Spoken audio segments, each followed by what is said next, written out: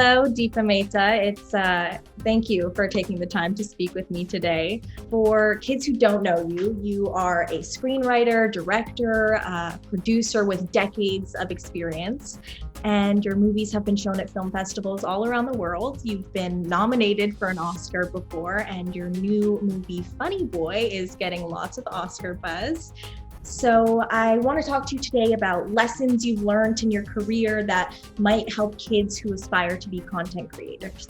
But first, for kids in Canada who may not have heard of you, I was hoping to throw some rapid fire questions at you as a way to kind of help them get to know you better. Are you down for that?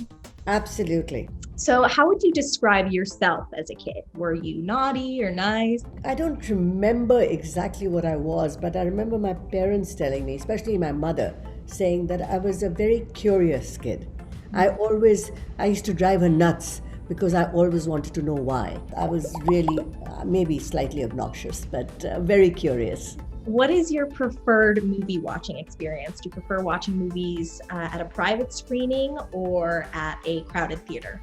There's the magic that happens when you watch a movie with an audience, and it's shared experience, and I love that. And I love the popcorn and whatever goes with it. Speaking of snacks, would you rather spend the rest of your life in Hollywood or Bollywood, and who has the better snacks? Well, neither for me. I don't want to be in Hollywood. I don't want to be in Bollywood. I've had an experience of both. I really like being in Canada. But definitely when I go to theaters in Delhi, for example, I love the snacks more because you get samosas, and I love samosas, and you don't get them here. You've just released a movie about a boy growing up gay during the Sri Lankan Civil War. Hey Aji, konjam photo paaka poriya?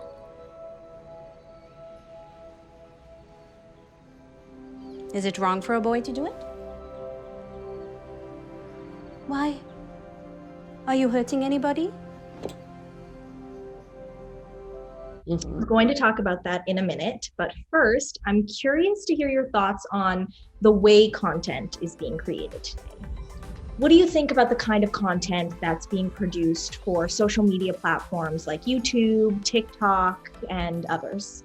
I'm not into TikTok or YouTube, but what I do see is that, and I do know is that a little bit in YouTube, is that young people have an opportunity to actually to create something, whether it's the way how they perceive, whether it's a dish or whether they perceive wearing clothes or what they think of a certain film or a book. They can do it. What tips would you pass along to young creators who want their work to have an impact? One of the things that I think is extremely important for young people is curiosity. Never take anything for granted. Always ask why. And research it. Why is it happening? Why does it interest you? Why does the sun rising, I'm just taking a silly, and falling on my face, why is that more interesting than being in darkness?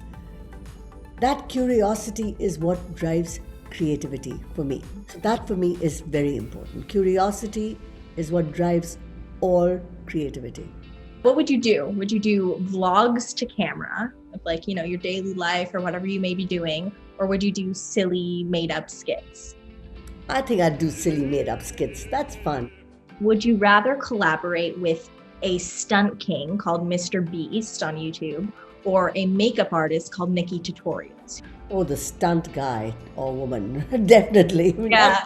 I don't know much about that. That's great. That would be wonderful. How wonderful. Is there somebody like that? Yeah, his name is called Mr. Beast. Oh my God. I have to look him up because I think he sounds fascinating. Oh my goodness. Oh my goodness. I watched your new movie, Funny Boy, and it's about a boy who's figuring out that he's gay.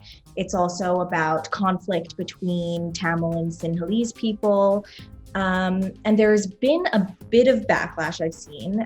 Some people are criticizing you for not casting more Tamil actors in the lead roles. They say that the actors can't even speak the Tamil language correctly. How do you respond to this? There's a big difference between tokenism and representation.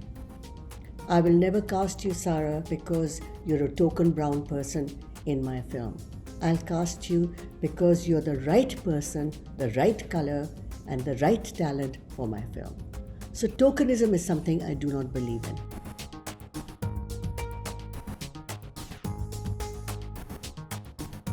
How do you think the gay storyline will be received in places that may not be as open to LGBTQ plus relationships? LGBTQ is a reality. Gay people are a reality, and they own the world as much as you and myself or so-called straight people own. It's the world. The world belongs to different people, and it's really important. And I think that's great. You have an opportunity for them to see, hey, of course, love knows no boundaries.